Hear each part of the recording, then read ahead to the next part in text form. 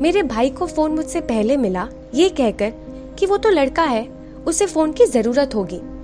पर जब मुझे फोन लेके देने की बारी आई तब सबसे पहला प्रश्न उठा कि अरे इसे फोन का क्या करना है, फोन मिलेगा तो लड़की बिगड़ जाएगी।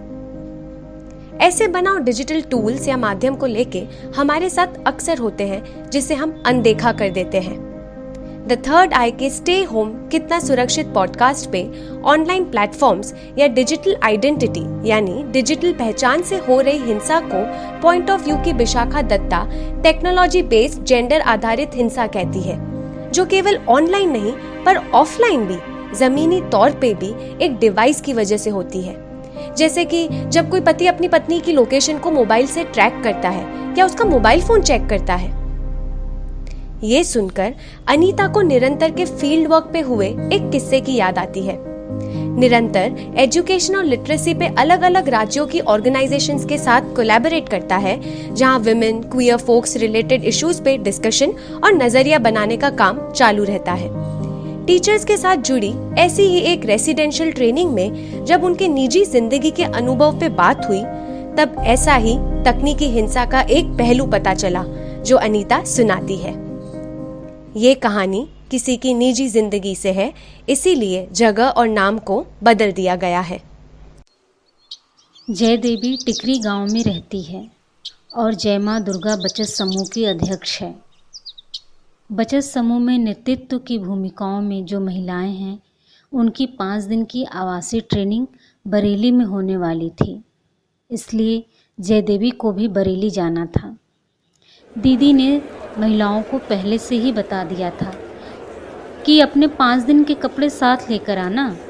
जय देवी ट्रेनिंग के लिए बरेली तो आ गई, पर उसका मन अभी भी घर और घर के काम में लगा था। वह सोच रही थी कि इन 5 दिनों में घर का काम कैसे होगा, बच्चों को खाना कौन बना कर देगा और खेती का काम कौन करेगा।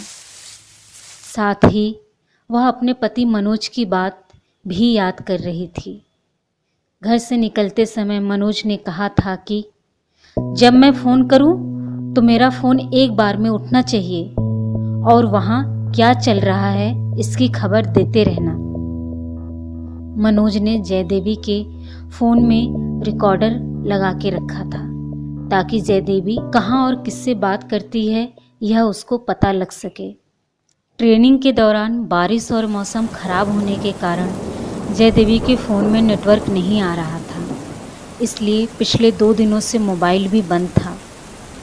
इधर मनोज के दिमाग में उल्टे सीधे ख्याल घूम रहे थे कि ज़रूर जय देवी किसी आदमी से बात कर रही होगी, कहीं वह किसी आदमी के साथ भाग तो नहीं गई।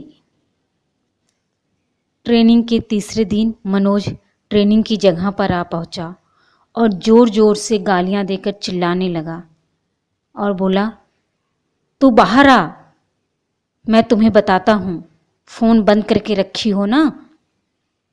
जय देवी मनोज के चिल्लाने से इतनी ज़्यादा डर गई थी कि वह कमरे से बाहर ही नहीं निकली।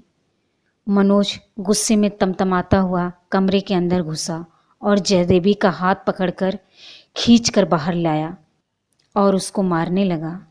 जय देवी को पिटता देख महिलाएं बहुत ज़्यादा डर गईं और किसी की बोलने की हिम्मत तक नहीं हुई। जैसे तैसे दीदी ने जय देवी को मनोज से बचाया और मनोज को शांत करते हुए बताया कि फ़ोन में नेटवर्क नहीं होने के कारण जय देवी तुम्हें फ़ोन नहीं कर पाई। एक महिला को जब फोन मिलता है तब वो उसे अपनी सोच, डिजिटल पहचान बनाने की क्षमता देता है। इसे कंट्रोल में रखने के लिए कई बार हिंसा करके उसे डराया धमकाया जाता है ताकि वो अपनी पहचान, अपनी आइडेंटिटी को पितृसत्ता के दायरे में ही रखे। इन जेंडर नॉर्म्स द्वारा या पितृसत्ता द्वारा होती इस हिंसा को सबसे पहले पहचानना जरूरी है। अगर किसी के साथ ये हिंसा होती है तो आगे क्या कर सकते हैं?